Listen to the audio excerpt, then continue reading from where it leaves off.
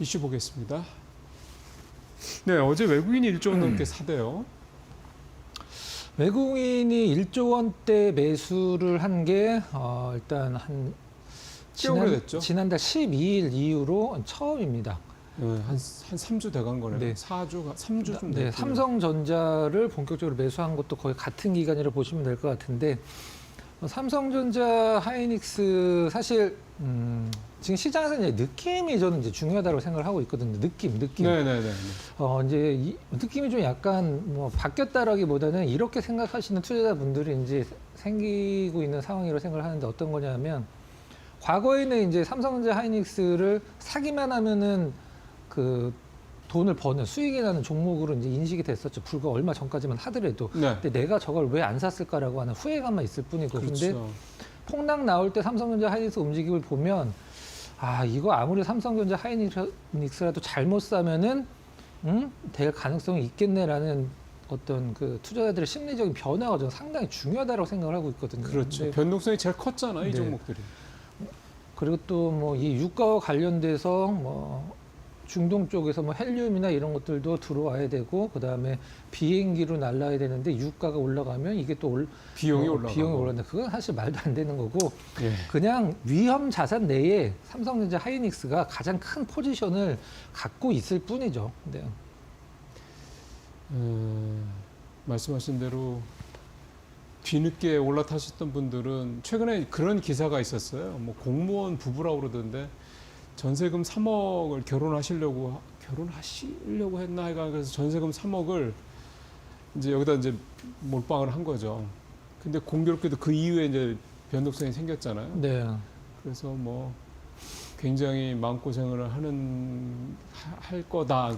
추정이죠. 그럴 거다. 그런 얘기가 좀 있어서. 그러니까 이제 말씀하신 대로 삼성전자, 하이닉스도 100% 마음을 놓고 있을 수는 없다. 네. 근데 또 거꾸로 얘기하면은 이 두 종목만큼 100% 그 마음을 그래도 좀 놓을 수 있는 종목이 또 있겠나 싶기도 합니다. 네, 어제 우리 시장의 또 하나의 화제는 코스닥 액티브 ETF였습니다. 요거를 첫 번째 이슈로 좀 다뤄보도록 하겠습니다. 그러시죠. 네. 보통 요거 제일 밑에다 하시던데 오늘은 예. 두 번째로 하셨네요. 어제 좀 네. 네. 자, 하락 마감 10거래일. 이게 무슨 말이에요? 최근 10거래일 동안 26조를 매도했다는 얘기 아니에요? 올해 떨어져서 끝난 게 10일밖에 안 됩니다. 네. 올해 그러니까 지수가 파란불 켜고 끝난 게 1월 첫 거래일서부터 전일 기준으로 어제까지 10거래일, 그러니까 한마디로 10번밖에 안 떨어졌습니다. 다 올라갔다는 뜻이죠.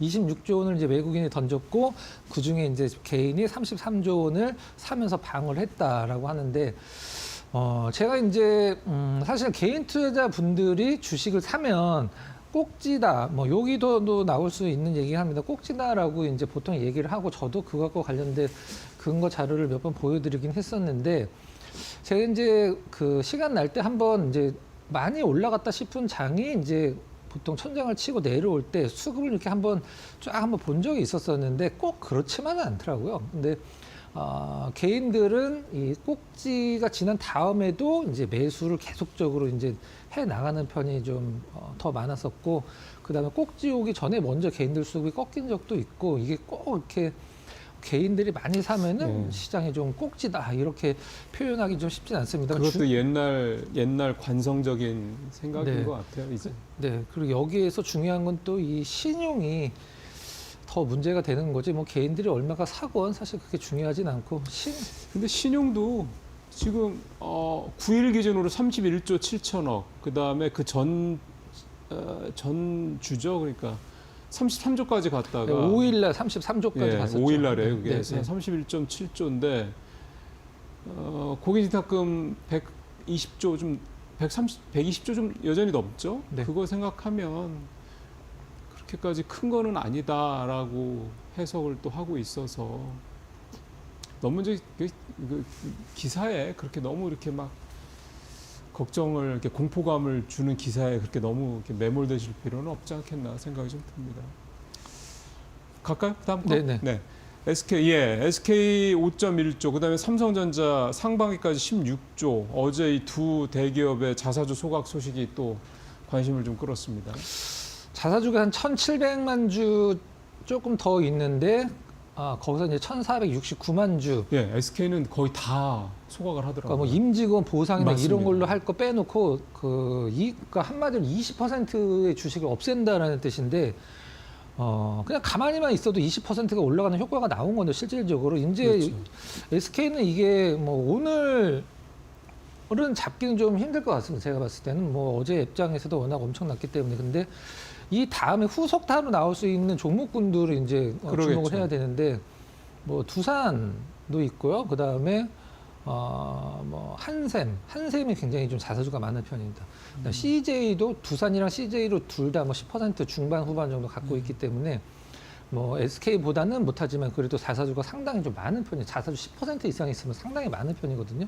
그다음에 한샘이 이제 30% 전후되는 자사주를 갖고 있어 상당히 좀 많은 편이고 한샘은 최근에 주가 흐름이 많이 떨어졌기 때문에 나름대로 이것과 관련돼서 이게 이제 뭐 하냐 안 하냐가 아니라 이제 법으로 정해져 있기 때문에 언제냐의 문제이기 때문에 이 이제 SK가 먼저 총대 메고 이제 분위기 살리면 다른 이제 눈치 보던 쪽에서도 아예 기왕 할 거 그냥 우리도 먼저 그냥 해치우자라는 식으로 그럴 수 어떤 있죠. 릴레이 그 자사주 소각 좀 이슈가 좀 생길 것도 같습니다. 네.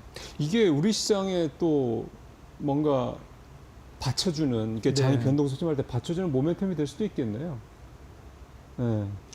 하이닉스도 그 삼성전자도 어제 이게 삼성전자 어제 상반기 중에 16조 원어치 한다고 네, 그러더라고요. 발표했죠. 네. 거기가 뭐 주가가 워낙에 있으니까. 자, 마지막으로 어르신들 북적북적 증시로 몰리는 실버머니. 그러니까 이게 옛날로 따지면 고점 신호예요. 근데 그렇죠. 지금도 그렇게 봐야 될지는 한번 봐야죠. 애기 어분 어머니들 그다음에 농부분들 근데 여기는 증시를 몰리는 실버머니인데 좀 특징이 좀 있습니다.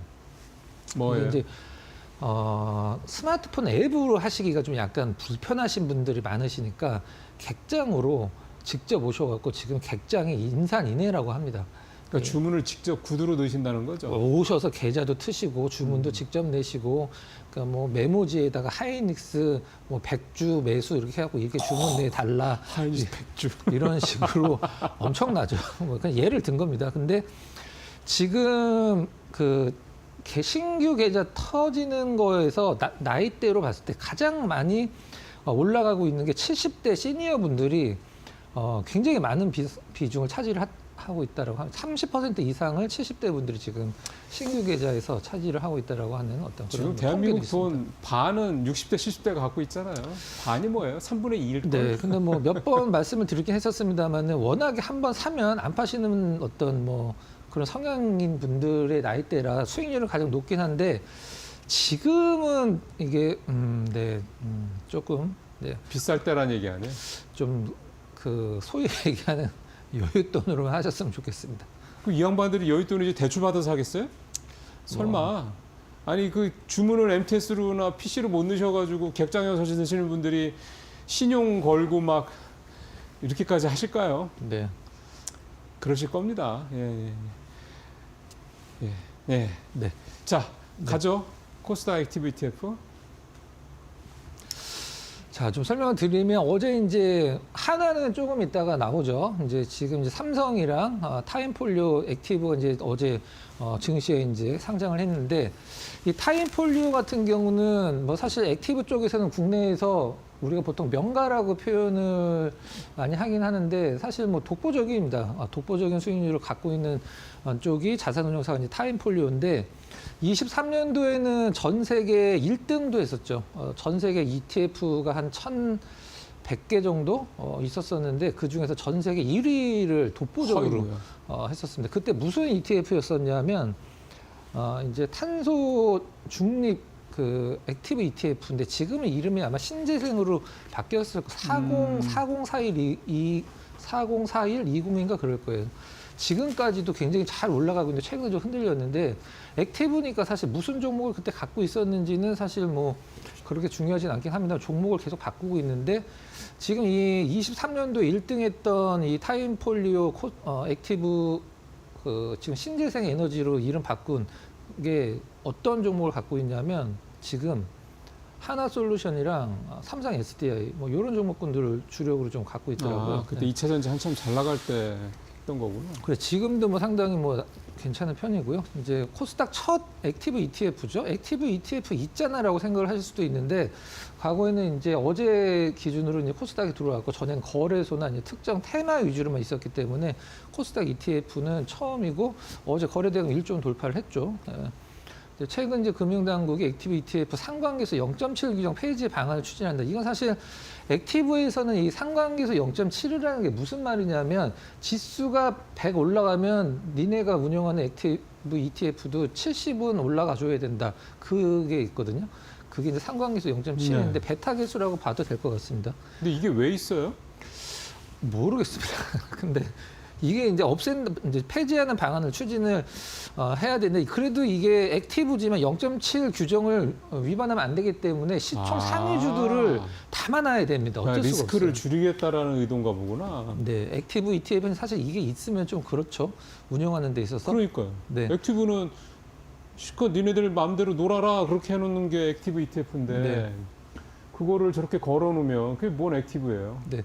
이런 게 있었구나. 폐지를 한다고 합니다. 하겠죠. 해야죠, 네. 저거는. 네. 그리고 어제 그 성호전자 같은 종목 보신 분들 이제 아시겠습니다만은 삼성항 액티브에서 어제 말고 전일 월요일 날 저녁에 홈페이지에서 라이브로 우리 무슨 종목 편입한다라고 오픈을 해버렸어요. 그래갖고 앱장에서 엄청나게 난리가 났었고 그 다음에 이 삼성 거에서는 이 가장 많은 비중 차지하는 종목 중에 하나가 성호전자라는 성호전자가 작년 4분기 1,000원이었었는데 지금 46,000원인가 그렇습니다. 46배가 올랐습니다. 네. 컨덴서 만드는 기업인데 아무튼 뭐 46배가 뭐 몇 달 만에 5달 만에 46배 올랐다라는 거는 정상은 아니죠 실질적으로는. 근데 그거를 제일 많이 편입을 시켜놨어요. 삼성 자산운용은. 그거는 정말 너무 위험한 거 아니에요? 네. 뭐 나름대로 이유가 있을 거라고 생각을 합니다. 네. 타임폴리오 자산운용사에서는 이제 뭐 코스닥 액티브 ETF, 코스닥 시장에 공략하는 새로운 투자 수단이 될 예정이다. 이거는 뭐 코스닥 시장은 사실 누군가 좀 뭐 나한테 길을 열어줬으면 좋겠다. 이런 종목이 좋다라고 해주는 게 있으면 저도 좋다라고 생각을 했는데 상당히 좋은 역할을 할 것 같습니다. 네. 네. 자, 두 상품 비교를 좀 해보죠. 네. 일단 아까도 말씀드린 게 했었습니다만은 이 타임폴리오 자산운용은 국내에서 최고 헤지 펀드 이제 이 황성환이라고 이제 그 대표가 1,600만 원으로 시작해서 상당히 높은 수익을 올린 슈퍼게임으로 이제 알려진 분이죠. 그래서 이제 자산운용에서 차려서 국내 최고의 액티브 그 포트폴리오를 운영하는 자산운용사가 됐고요. 뭐 삼성 코엑트 같은 경우는 설명할 필요가 없을 것 같습니다. 일단 두 가지 전략이 좀 약간 다른데요. 네, 타임폴리오 같은 경우는 2차 전지 바이오를 중심으로 넣고 세틀라이트 이제 위성 전략으로 이제 소형주들을 거기다 이제 좀 약간 양념을 치겠다 그 전략이고 삼성 같은 경우는 이제 성장주 가치주를 균형 투자하는데 7개 섹터를 우리는 중심으로 운영하겠다. 뭐 거의 다라고 보시면 됩니다. 바이오, 우주, 반도체, 로봇, ESS, AI, 미디어 이쪽으로 해서 7대 산업 중심으로 하겠다. 이게 지금 1위서부터 5위까지 그 담아져 있는 그 종목입니다. 어제 기준으로. 어제 장 마감 기준으로 타임폴리오는 가장 많이 있는 게 에코프로 BM, 삼천당 제약 그냥 순서대로인 것 같아요. 레인 로보틱스, 레인보우, 그다음에 ABL 바이오 이렇게가 5위권이고 삼성 거는 솔직히 좀 약간 많이 다릅니다. 성격이. 성호전자가 가장 많아요. 그다음에 큐리언트도 담겠다라고 얘기해서 어제 급등 나왔죠. 파두, 뭐 보르노이, HVM 좀 약간 고개가 좀 갸우뚱거려지는 그런 느낌의 종목군들이 최상단에 좀 뭐 들어 있을 만한 종목군들인데 최상단에 있는 종목군들로는 좀 차이가 좀 많이 납니다. 이렇게 해서 어제 이제 시가총액이 삼성이 이제 673억 정도, 그다음에 타임이 569억. 이제 운용 보수는 타임이 좀 상당히 높은 편이긴 합니다. 네. 종목만 봤을 때는 성향이 너무 다르죠. 그래서 의외 아니에요? 네? 의외 좀 아니에요? 타임폴리오가 이게 타임폴리오라면은 그렇게 할 수 있겠다 싶은데 오히려 타임폴리오가 조금 더 보수적인 운영이고. 저도 종목만 봤을 때는 바뀌어야 된다라고 생각을 하는데 이게 뭐 의도가 있을 것 같은데 최근에 뭐 네. 팀장급에서 본부장급으로 책임자를 바꿨다 뭐 그런 얘기도 나오기는 하던데 그리고 엊그제 그러니까 9일날 그러니까 출시되기 전날 그거를 뭐 우리 내일 이거 살 거야라고 얘기를 했다면서요? 네, 삼성에서. 얘네 왜 이렇게까지 이렇게 공격적으로 할까요? 그래서 성호전자가 어제 뭐 28% 올랐어요. 네, 그래서 저게 네, 들어 있을 만한데 가장 높은 비중으로 들어 있거든요. 그래서 저도 좀 약간 의외다 싶은 또 생각을 좀 했습니다. 어떻게 투자자분들한테 조언을 하시겠어요? 이렇게 된다고 하면. 이게 이렇다 그러면 앞으로도 이런 흐름으로 갈 가능성이 높다는 얘기잖아요. 당분간은. 뭐 이제 액티브니까 자주 바뀌긴 하겠습니다만 성향이 완전 뭐 나는 좀 이제 액티브니까 뭔가 한번 좀 승부를 걸어보겠다 하시는 분들은 삼성 꽤 나쁘지 않다라고 생각을 하고 있고요. 그래도 나는 코스닥 지수 대비해서 아웃퍼폼하는 수익률만 나왔으면 좋겠다 하면은 이쪽이 좋을 것 같습니다. 근데 아웃퍼폼 정도라고 생각하면 액티브를 들 이유가 없잖아요. 그냥. 그럼 레버리지 사는 게 낫기도 합니다. 네. 사실 실질적으로. 네. 네. 예. 그러니까 명확하게 이렇게 좀 달라요. 그래서 여러분들이 이제 다음 주에 나올 한화 것도 보시고 아파 뭐 몇 군데 운용사 또 나오겠죠. 한번 보실 필요가 있겠습니다만 어쨌든 이렇게 가고 있다. 근데 좀 전에 말씀하신 대로 종목은 이건 데일리로도 바뀔 수가 있는 거잖아요. 그렇죠. 그거를 이제 뭐, 오픈하는 거는 매달 한 달에 한 번씩이지만. 액티브는 사실 수익률에서 최고 관건이 이제 매도 시점이기 때문에 이걸 뭐 분기별로 하거나 그러면은 사실 뭐 매도 시점을 작게 그거는 뭐 안 되죠. 네. 네. 한 달에 한 번씩 한다고 하더라고요. 아무튼 뭐 주목하시면 될 것 같습니다. 네. 저 오늘 관심 좀 가보겠습니다. 대한전선, 예, 좋죠. 네. 좋은 회사죠. 네. 일단 뭐 구리 가격이지만 그래도 이제 좀 약간 앞으로 어떤 실적에 대해서 부침이 이제 수주 잔해만 봤을 때는 부침이 생길 가능성이 적기 때문에 이제 실적만 보고 접근하시면 될 것 같고요. LS전선, 대한전선 우리나라에서 뭐 양대 축이긴 한데 뭐 대한전선 상당히 뭐 역사와 전통을 자랑하는 최고의 전선회사이긴 합니다. 과거에 이제 27년도 전후에서 뭐 상당히 큰 아픔이 있긴 했었습니다만은 이제는 좀 2007년도 네, 2007년도. 네, 죄송합니다.